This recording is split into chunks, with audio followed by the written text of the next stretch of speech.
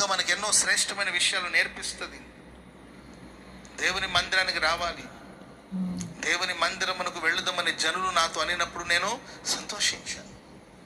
Technology పెరిగిపోయి, technology మొన్నటి దాకా కరోనా వచ్చింది కాబట్టి ఈ లైవ్ ఈ కార్యక్రమాలు ఏర్పాటు చేసి మీరు రాలేరు కాబట్టి మీరున్న చోటుకి దేవుని వాక్యాన్ని అందించారు సేవకులు చాలామంది.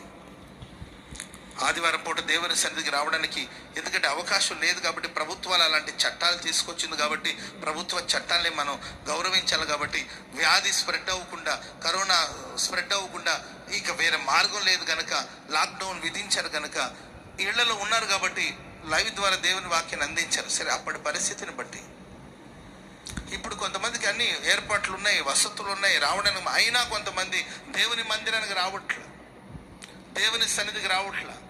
ఇళ్ల దగ్గర కూర్చొని ఇక్కడే వాక్యాన్ని విని నేను సంతృప్తి చెందుతానులే అని చెప్పి ఇళ్లకి కొంతమంది పరిమితం అయిపోయారు. కొంతమంది దేవుని సన్నిధికి వెళ్ళలేకపోతే గుడారానికి రావాలి.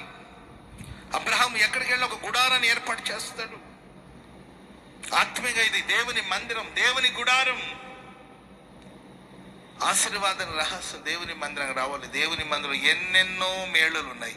ఆమేన్ చెప్పండి గట్టిగా, చెప్పండి గట్టిగా హల్లెలూయా. ఎన్నెన్నో ఆశీర్వాదాలు దేవుని మందిరంలో ఉన్నాయి. ఆ దేవుని మందిరానికి వచ్చే అనుభవాన్ని మనం నేర్చుకోవాలి. ఆమేన్, ప్రైజ్ ది లార్డ్.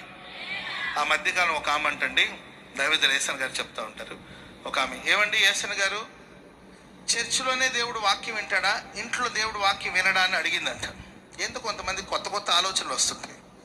ఎందుకు వినడమ్మా, దేవుడు ఎక్కడన్నా మరి అట్టున్నప్పుడు ప్రార్థన మందిరానికి ప్రార్థన చేయను కాబట్టి మందిరం రావాలంటే అదేదో నేను ఇంట్లోనే చేసుకుంటానని ఇంట్లోనే ప్రార్థన మొదలెట్టిందంట ఆ తల్లి. వాళ్ళ ఆయన లారీ డ్రైవర్ అంట.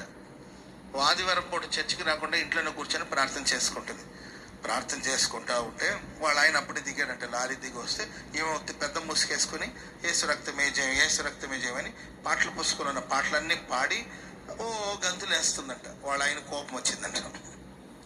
చర్చిలోనే ఏదో ప్రార్థన చేస్తుంటే ఇంట్లోనే మొదలెట్టావా అని కోప్పడి, లే పైకిలే, చేసిన ప్రార్థన చేయాలి కానీ నాకు కొంచెం స్నానానికి నీళ్లు పెట్టమని ఆయన అన్నాడంట. ఏమేం చేసిందంటే సైతాన్లాగా వచ్చాడు. భర్తని సైతాన్లు అంటుంటారు, సైతాన్లాగా వచ్చారని చెప్పి అడవుడికి వెళ్ళి వేడి వేడి నీళ్లు బకెట్లు తోడి చల్లనీళ్ళు పోయకుండా వచ్చేసిందంట. అసలు లారీ డ్రైవర్ కాదండి, ఆవేశం ఎక్కువ కాదండి, ఆలోచన తక్కువ కాదండి. ఆ నీళ్ళు ఎట్టిందో చూసుకోకుండా వేడి వేడి నీళ్ళు తీసి ఎత్తిన పోసుకున్నాడంట. తల కాలింది, జుట్టు రాలింది. కాలిందని బాధ లేదు కానీ జుట్టు రాలిందని బాధ వేసిందండి.